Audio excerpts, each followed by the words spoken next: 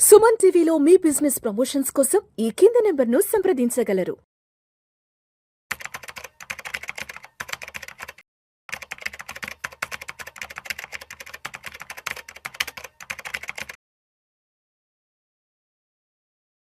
నమస్తే, welcome to Vishnu talks. నేను విష్ణు. ప్రస్తుతంతో పాటు సర్టిఫైడ్ ఫైనాన్షియల్ ప్లానర్ తుమ్మా బాలరాజ్ గారు ఉన్నారు.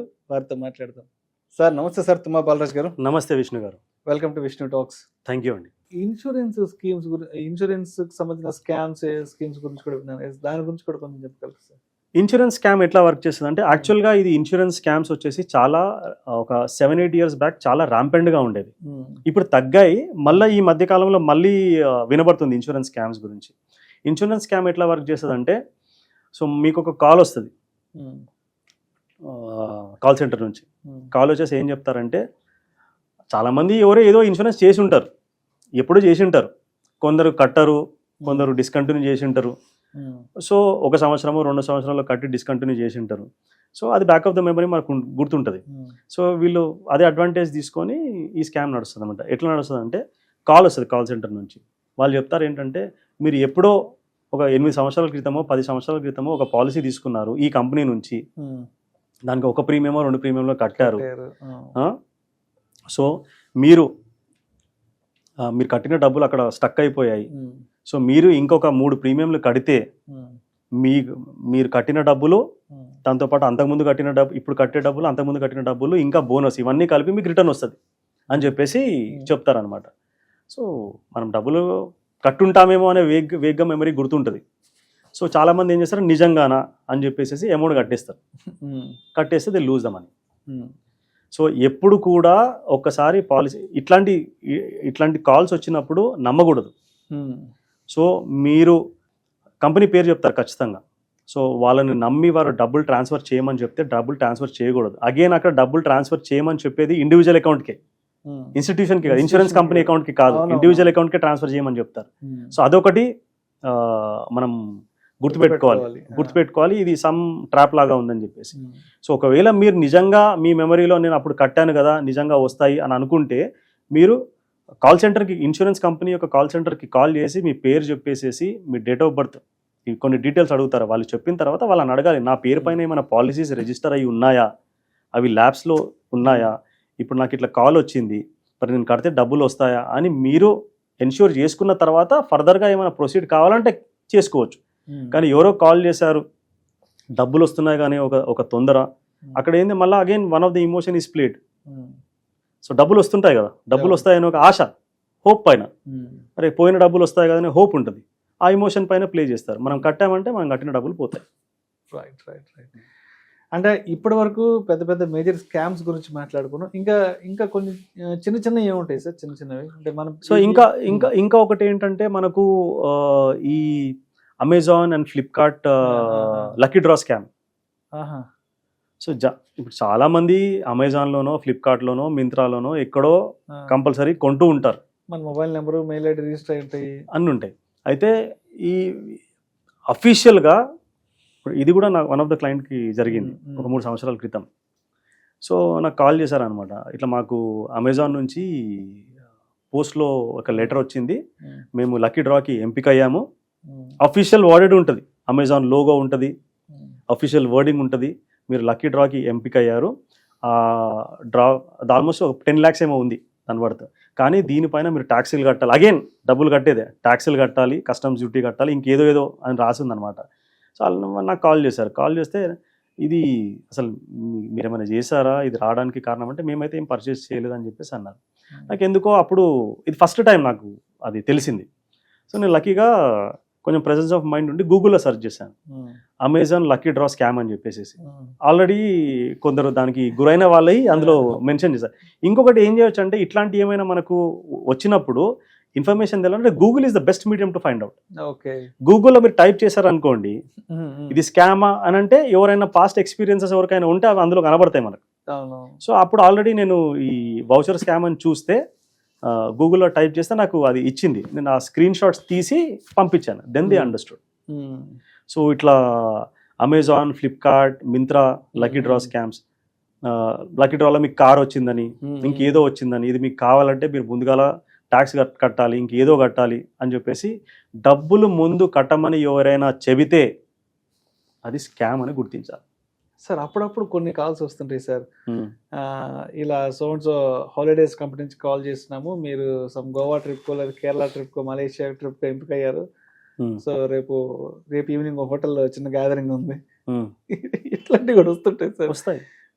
నెంబర్ ఎక్కడిది ఏంటంటే మీరు మన పలానా సూపర్ మార్కెట్లో అక్కడ సంవత్సరం మీద రాశారండి, అక్కడి నుంచి డ్రా చేసి ఉంటారు.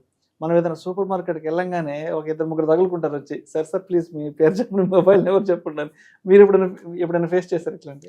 రెగ్యులర్గా ఫేస్ చేస్తూనే ఉంటాం కదా. ఇప్పుడు మీరు మూవీకి వెళ్ళినా కానీ, పెట్రోల్ పంప్కి వెళ్ళినా కానీ, మాల్కి వెళ్ళినా కానీ, అక్కడ మీకు చిన్న స్లిప్పులు పట్టుకొని సార్ ఫ్రీ గిఫ్ట్ అని చెప్పేసి అంటారు.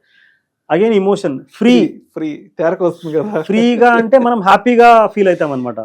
ఫ్రీ గిఫ్ట్స్ వస్తాయనంటే మనం హ్యాపీగా ఫీల్ అవుతాము. ఆ హ్యాపీనెస్తో ఏం చేస్తాము, మన పేరు, మొబైల్ నెంబర్, ఇంకా కొంచెం ఈమెయిల్ ఐడి, ఇంకా కొంచెం కొంతమంది అయితే ఆధార్ నెంబర్లు కూడా ఇచ్చిన రోజులు ఉన్నాయి. ఇచ్చేస్తారు. So this is the way how scamsters collect the data. మీరు ఎక్కడైనా మాల్స్కి కానీ, సినిమా థియేటర్స్కి కానీ, పెట్రోల్ పంప్స్ దగ్గర కానీ ఇట్లాంటి ఎవరైనా అడిగితే మీ ఫోన్ నెంబర్లు కానీ, ఇంపార్టెంట్ సెన్సిటివ్ ఇన్ఫర్మేషన్ కానీ ఇవ్వకూడదు. అండ్ ఇట్లా సెన్సిటివ్ ఇన్ఫర్మేషన్ ఇచ్చేసారనుకోండి, వాళ్ళందరికీ డేటా ఎక్కడి నుంచి వస్తుంది, ఈ విధంగానే కలెక్ట్ చేస్తారు. సార్ రీసెంట్ టైమ్స్లో ఇంకొన్ని కూడా నేను ఫైండ్ అవుట్ చేశాను సార్. రైల్వే స్టేషన్లోనో, బస్ స్టాండ్లోనో, పెట్రోల్ బంకుల్లో సార్ క్రెడిట్ కార్డు కావాలని తిరుగుతుంటారు. అంటే క్రెడిట్ కార్డులు రోడ్ల పైన, బస్ స్టాండ్ల పైన, పెట్రోల్ బంకుల్లో, లేదంటే రైల్వే స్టేషన్ ప్లాట్ఫామ్ల మీద కూడా ఇచ్చేస్తుంటారు. సార్ మా దగ్గర సో ప్లాటినం ఉంది, అది ఉందని. అది ఏంటి సార్ అది? కొన్ని కియోస్క్లు పెట్టుకుంటారు మాల్స్లో, అది కొన్ని జెన్యూన్ ఉంటాయి. మరి మీరు రైల్వే ప్లాట్ఫామ్ల పైన కూడా క్రెడిట్ కార్డులు అమ్ముతున్నారంటే మనం కొంచెం జాగ్రత్త పడాలి. ఎందుకంటే అప్లికేషన్ ఫామ్ చూయించేసేసి అందులో అంత ఇన్ఫర్మేషన్ తీసుకుంటారు. అంతే కదా, పాన్ నంబర్, ఆధార్ నంబర్ తీసుకుని ఈ name, mobile number, PAN, Aadhaar ఇచ్చేసారంటే అయిపోయింది. ఇంకా అక్కడ మన డేటా మొత్తం అక్కడ వెళ్ళిపోయింది. మనం ఏదో టైంలో ఏదో చేస్తాం. సో ఇట్లానే ఇంతకుముందు మాట్లాడుకున్న స్కామ్స్ అన్నీ కూడా సో దానికి గురవ్వడానికి మనకు ఛాన్స్ ఉంటుంది. అందుకోసమే మీ మొబైల్ నంబర్ కూడా మీరు ఎక్కడ పర్చేస్ చేసినా కానీ, ఇప్పుడు కొన్ని పర్చేసింగ్ షాపింగ్ చేస్తాం కదా, షాపింగ్ చేసినప్పుడు ఇప్పుడు మెడికల్ షాప్కి వెళ్ళి, అంటే ఇప్పుడు ఫార్మసీ చైన్స్ ఉంటాయి కదా, సో ఫార్మసీ చైన్స్లో మనం కొన్నా కానీ వాళ్ళు కంపల్సరీ మొబైల్ నెంబర్ అడుగుతారు. బిల్లు కొట్టడానికి బిల్ కావాలని చెప్పేసి అంటారు, మీకు డిస్కౌంట్ వస్తుంది, అది ఇది. మన డేటా ఎందుకు ఇవ్వాలి వాళ్ళకి? షాపింగ్ చేసినప్పుడు కూడా మొబైల్ నెంబర్ అడుగుతారు. మొబైల్ నెంబర్ ఎందుకు ఇవ్వాలి? మొబైల్ నెంబర్ ఇస్తే our privacy is breached. So mobile number అడిగితే మొబైల్ నెంబర్ అవసరం లేదు, నాకు బిల్ ఇచ్చేయమంటే ఇచ్చేస్తారు. మీరు ఒక్కసారి కొంచెం రెజిస్ట్ చేశారనుకోండి, మొబైల్ నెంబర్ ఎందుకు, ఐ డోంట్ వాంట్ గివ్ అంటే ఇస్తారు. కానీ చాలా మంది మొబైల్ నెంబర్ అడిగితే అమాయకంగా ఇచ్చేస్తారు mobile number. So your mobile number is everywhere. So naturally you will keep getting calls on regular basis వేరే ఎంటిటీస్ నుంచి. ఎందుకంటే ఆ డేటా అమ్ముడుపోతుంది. ఆ డేటా అమ్ముడుపోతుంది. స్కామ్స్టర్స్ చేతిలో మీ డేటా పడ్డది అనుకోండి, మీ స్కామ్స్టర్స్ చేతిలో మీ డేటా పడ్డది అనుకోండి, మీకు ఇట్లాంటి కాల్సే వస్తాయి. మరి అందుగురించే మీ మొబైల్ నంబర్ ఏమైతే ఉందో అది ఎక్కడ పడితే అక్కడ ఇవ్వకూడదు. అంటే sir these are some of the small things we have to do to protect our self. రోజులు ఎలా అయిపోయినంటే బాలరాజు గారు, అలా రోడ్డు మీద నడుచుకుపోతున్నా ఎవడో వచ్చి మన ఫోన్ నెంబర్ అడిగేస్తాడు. అంతే కదా. అంటే రోడ్డు మీద నడవడానికి కూడా ఫోన్ నెంబర్ ఇచ్చేసే రోజులు వచ్చేసాయి ఇప్పుడు. సో అంటే ప్రజలు కొంచెం అమాయకంగా కూడా కొన్నిసార్లు బిహేవ్ చేస్తారు. సో కొంచెం బేసిక్ ఇంటెలిజెన్స్ అయితే ఉండాలి. సో మన నంబరు ఎవరికి పడితే వాళ్ళకి ఇచ్చేసామనుకోండి, then there is a problem. So ఇంతకుముందు చెప్పాను కదా మీకు, ఈ నంబర్లు ఎక్కడ పడితే అక్కడ ఇచ్చేసేస్తే మనకు వేరే స్కామ్స్ కూడా ఉంటాయి. అదేం స్కామ్ అంటే కేవైసీ స్కామ్, ఓటీపీ స్కామ్. నిద్రలేస్తే కేవైసీ మధ్యకాలంలో ఈ స్కామ్ ఎట్లా జరుగుతుంది. సో మనకు సడన్ గా ఫోన్ వస్తుంది, మీ బ్యాంక్లో బ్యాంక్ డేటా కూడా దొరికిపోతుంది వాళ్ళకి. సో మనకి ఏ బ్యాంక్లో అకౌంట్ ఉంది, అకౌంట్ నెంబర్ ఏంది, ఆ డేటా కూడా వాళ్ళ చేతిలో ఉంటుంది. మీ Aadhaar card bank account match చేయలేదని, సో ఆధార్ కార్డు మ్యాచ్ చేయలేదని చెప్పేసి, మీ కేవైసీ అప్డేట్ చేయలేదని చెప్పేసి, మీరు ఇప్పుడు అప్డేట్ చేయకపోతే మీ బ్యాంక్ అకౌంట్స్ అన్నీ ఫ్రీజ్ చేసేస్తామని చెప్పేసి అర్జెన్సీ క్రియేట్ చేస్తారు, ఫియర్ క్రియేట్ చేస్తారు. బ్యాంక్ అకౌంట్స్ ఫ్రీజ్ అవుతాయంటే ఎవరైనా పానిక్ అవుతారు కదా. స్పెషల్లీ ఎవరైతే టెక్నాలజీ అంత సావి లేని వాళ్ళు, టెక్నాలజీ పట్ల అవగాహన లేని వాళ్ళు, కొంచెం సీనియర్ సిటిజన్స్, వీళ్ళు ఎక్కువగా పానిక్ అయ్యే అవకాశం ఉంది. సో వాళ్ళు ఏం చెప్తారంటే, నేను అప్డేట్ చేయాలా అంటే చేయమని చెప్తారు. బ్యాంక్ నుంచి కాల్ వచ్చింది అని అంటే ఆ బ్యాంక్ నుంచి వచ్చే కాల్ జెన్యూనా లేదా కూడా తెలియదు. అంటే టెక్నాలజీ పట్ల అవగాహన అంత ఉండదు కదా. సో మీ కేవైసీ నేను అప్డేట్ చేయాలంటే అప్డేట్ చేయమని చెప్తారు. సో ఎలా చేయాలని అడుగుతారు. మీకు ఒక ఓటీపీ వస్తుంది. ఓటీపీ కంటే ముందు కూడా మీకు ఒక లింక్ పంపిస్తాము. ఆ లింక్ క్లిక్ చేయండి. మీ ఫోన్కి ఒక ఓటీపీ వస్తుంది. ఆ ఓటీపీ చెప్తే సరిపోతుంది, మీ కేవైసీ అప్డేట్ చేస్తామని చెప్పేసి అంటారు. సో వాళ్ళు ఏం చేస్తారంటే లింక్ పంపించినప్పుడు లింక్ క్లిక్ చేస్తే ఈ ఒక యాప్ ఫోన్లో డౌన్లోడ్ అయిపోతుంది. ఎనీ డెస్క్ కానీ అలాంటి యాప్స్ ఇంకా వేరే ఏమైనా అందులో టీమ్ వ్యూయర్ అట్లాంటి యాప్స్ డౌన్లోడ్ అవుతాయి. అది డౌన్లోడ్ అయిపోతే ఏమైపోతుంది అంటే మన స్క్రీన్ ఏమైతే ఉందో వాళ్ళకి కనబడుతుంది, యాక్సెస్ వచ్చేస్తుంది, మనం ఏం చేస్తున్నాం అనేది వాళ్ళకి తెలుస్తుంది. సో మీకు ఓటీపీ పంపిస్తున్నాము అని చెప్తారు కదా, ఓటీపీ చెప్తే they will get access to the bank account and they will transfer from there. ఇది క్రెడిట్ కార్డుల పైన కూడా జరుగుతుంది, బ్యాంక్ అకౌంట్ల ద్వారా కూడా జరుగుతుంది. కొన్ని సందర్భాల్లో ఇట్లా లింక్ క్లిక్ చేసేసి ఓటీపీ చెప్పమంటే ఫోన్లు కూడా క్లోన్ అయిపోతాయి. మన కంప్లీట్ ఫోన్ యాక్సెస్ వాళ్ళకు ఉంటుంది.